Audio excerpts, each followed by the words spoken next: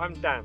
And I'm Laurie, and this is Freedom Forest, which is our 3 acres of land in the southeast of England.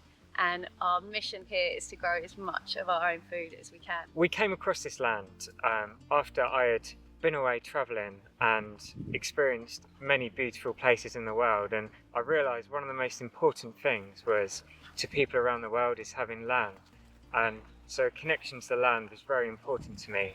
So I used to go out walking on the footpaths with an Ordnance Survey map. I was actually doing some training for a mountain leader qualification at the time, and down a little out the way footpath I came across a bit of overgrown land with a sign with a telephone number on, and the rest is history really. So me and Dan met when I applied for a gardening job, and Dan was actually the head gardener and employed me. I already had the land for 2 or 3 years, and I'd been already at that stage beginning to create my dream version of paradise. And where Dan had a huge passion for staying in the jungle, the only area that he had created here really when I came along was he had begun to plant his own jungle here in the UK, and you were trying to grow a few crops like potatoes and things like that, but it wasn't going very well because we have a bit of a nemesis of sheep sorrel here, and it would take over absolutely everything. Because I had a huge passion for growing food and cooking, that then we looked into different methods of how we could start utilising the land to grow a lot more food. I had actually been living in New Zealand for 7 years, and then I moved back to the UK, and that was why I was applying for work in the UK again. And my journey in New Zealand had been really eye-opening actually. That's where I first learned about permaculture. I was living in this really cool town, and there was quite a lot of people that were practicing permaculture, and there was a place that ran permaculture courses locally, and so it was just quite a big thing there. And I was really lucky to have some close friends who were really into permaculture, so that was kind of my initial introduction to permaculture. I actually worked with a lady who had an amazing permaculture garden, and I used to work from her house. So at lunchtime I used to go out and just pick stuff from her garden to make salads and things like that up for lunch. And I remember being really fascinated when she would tell me the story about how they planted all the fruit trees on the land before they even started building the house. And that to me at the time seemed really foreign, because it just would always feel like you should be focusing on your house first. The ethics of permaculture that I've learned since place more importance on growing food and establishing all your trees, and it really makes sense now. I've got my head around it as well, because all your fruit trees need so much time to establish, so actually by the time you've moved in, then you can reap the benefits of your garden just exactly when you need it. So that was a really lovely introduction for me. And whilst I was creating my own veg patch and really getting into growing more and more food, I was then learning about permaculture at the same time. And so I was kind of changing from conventional gardening and starting to introduce companion planting and things like that. So it was quite difficult when I left my house in New Zealand and left my veg patch and the orchard that I had started behind. But then I was lucky enough to come across Freedom Forest and Dan. After I actually left my job and my career, which I had worked really hard to achieve, to go and stay with some of the last remote tribes around the world and experience their life firsthand, and just how they can live in a sustainable way in the landscape without destroying it. And that really began my journey of being interested in living a life closer to nature and sustainable farming as well. A few of the core things, I guess, that I could take away from my experience staying with the tribes is that, first of all, their connection to the land and the fact that they're very happy to still live a more simple way of life. And many still choose to live a simple way of life, even though they could adopt many more modern things, which would mean using a lot more resources. This land was sat here for decades and no one had seen any potential in it, because it was a north-facing slope and just covered in bramble and stuff, so it wasn't seen as really suitable for agriculture or anything really, but it had an acre of native woodland, which was my main interest because I love the forest, and all I was actually looking for at that time was a bit of forest where I could go to and do bushcraft and have fires without worrying about someone ringing the council that I'm having a fire and someone turning up. So that was a beautiful thing for me, and I didn't realise the beauty of having some of the more open areas as well. Initially I was just going to plant the entire thing as forest, and as time progressed and I met Laurie, we decided that starting to grow some food in the more open areas would be a really good idea as well. And that literally just progressed one bed at a time. Because the growing conditions weren't great here, mainly due to the sheep sorrel, we had to think outside of the box for how we could make the land usable. And that's when we first came across the back to Eden methods of gardening, which then followed into no dig.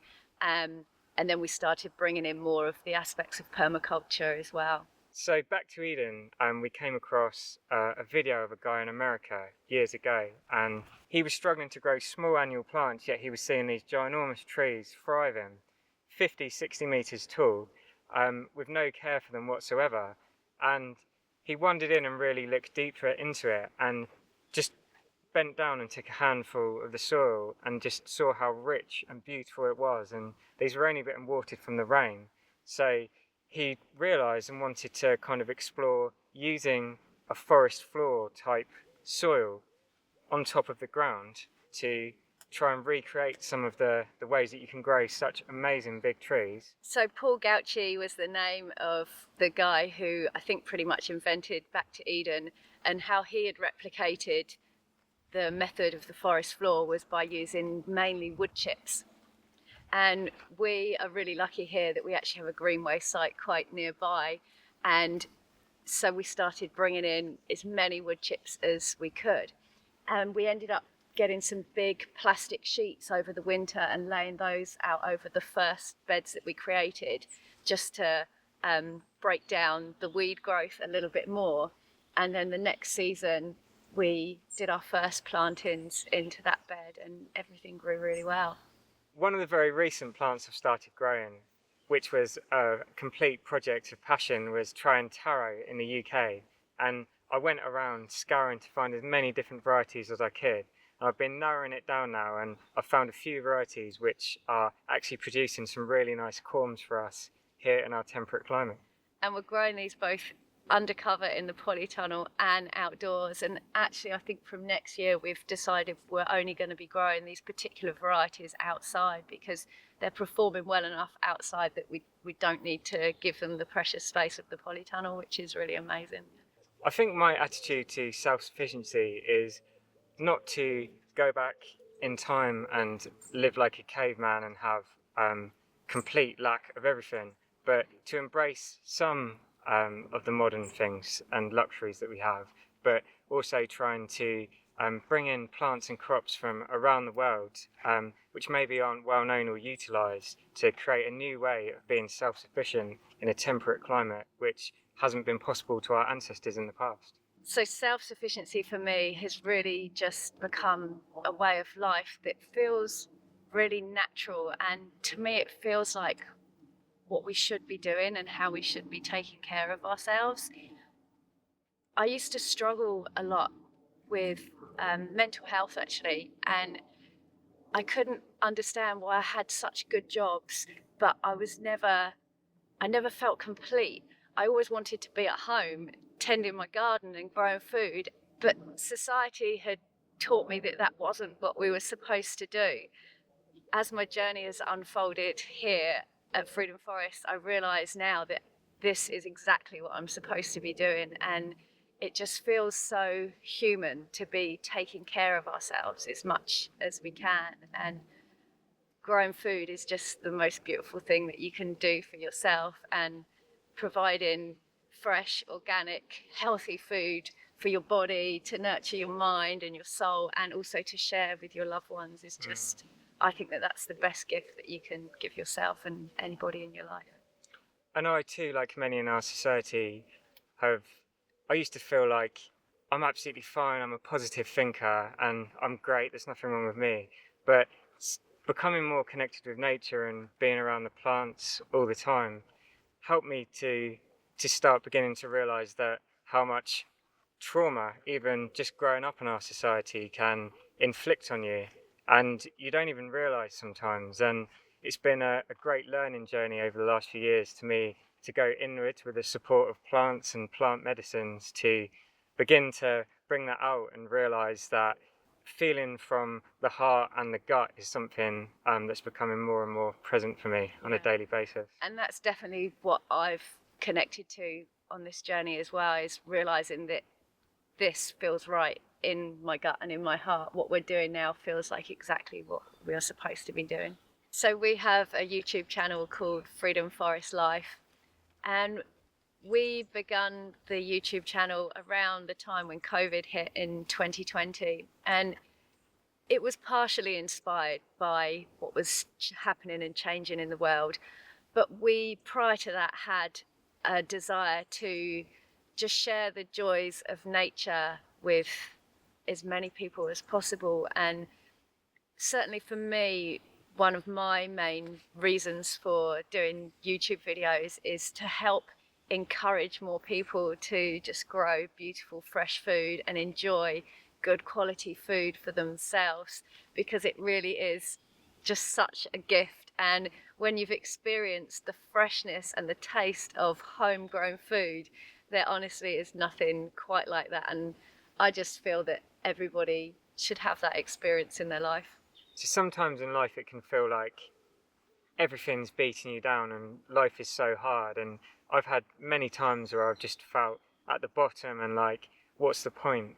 And I would just love for someone else maybe to hear who's feeling like that, that anything is possible. If you can dream it and have the vision and stick to that and don't give up, then pretty much anything is possible, I've found in my life.